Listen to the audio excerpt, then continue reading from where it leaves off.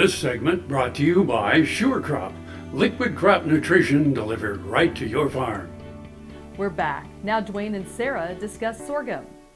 Dwayne Thames joining him once again here on Ag AM in Kansas, and a chance to catch up with Sarah Sexton Bowser with the Sorghum Improvement Center at Kansas State University. And Sarah, we think about grain sorghum, a lot of positive things that are going on within the industry, and new uses and applications continue to be at the forefront.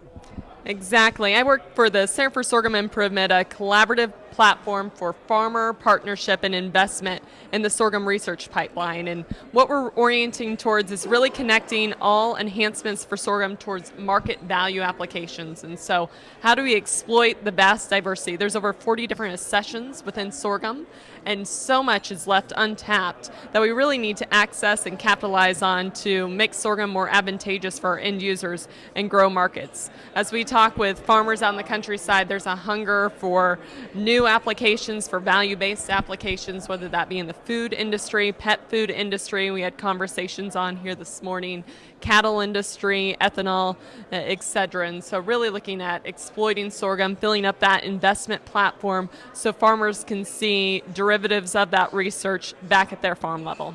We think about the ultimate goal is profitability for those growers to maintain the crop and maintain our farming operations. And that ultimate goal, there's a lot of ways to get there. There is, and so when we look at sorghum, sorghum is what we categorize as an ancient grain. It's been a while. Farmers know it often as milo in their fields.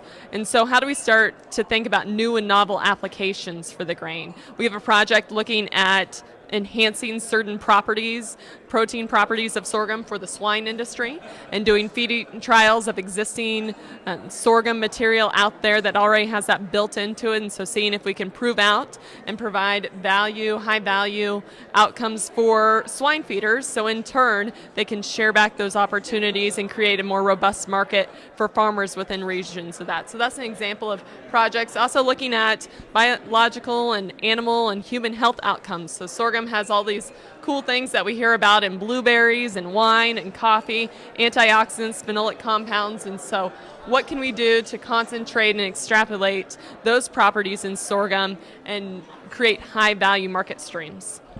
Obviously, we think about the diversity of the crop, and it fits so well here in the Central Plains. Sorghum's certainly a resilient crop, and so as we capitalize on that, how do we make sure that sorghum is highly adapted within the cropping system and fits well when we look at water challenges and how sorghum can hold on during periods of stress for a longer period of time and really take advantage of rain and make sure that we are producing bushels across each acre and have productivity out there. And so looking to further enhance those projects. Kansas Grain Sorghum Commission has a suite of projects looking at cold tolerance and what we can do to enhance the crop from a cold tolerance stance to give farmers a greater management opportunities. And as you lead that Center for Sorghum Improvement, really it's a kind of a collaborative group that all ties that together for the good of the industry.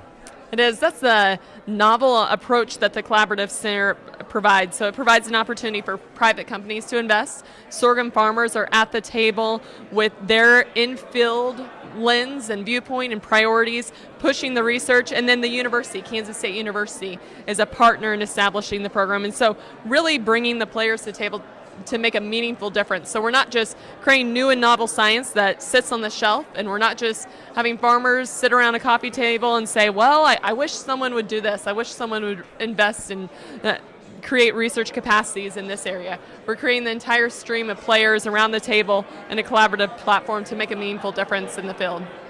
Our thanks to Sarah Sexton Bowser with the Center for Sorghum Improvement at Kansas State University joining us here on Ag AM in Kansas. Jamie, we'll send it back to you. Thanks, Dwayne. Come back after the break for this week's Kansas Farm Bureau update. Next time you see a beautiful field of corn, reach out and thank the farmers who work tirelessly to raise corn for livestock feed, renewable fuels, and exports to feed a growing world population. The farmers on the Kansas Corn Commission work for Kansas Corn with grower-funded checkoff dollars that support foreign and domestic market development, research, promotion, and education to expand opportunities for Kansas farmers. To learn more, visit kscorn.com.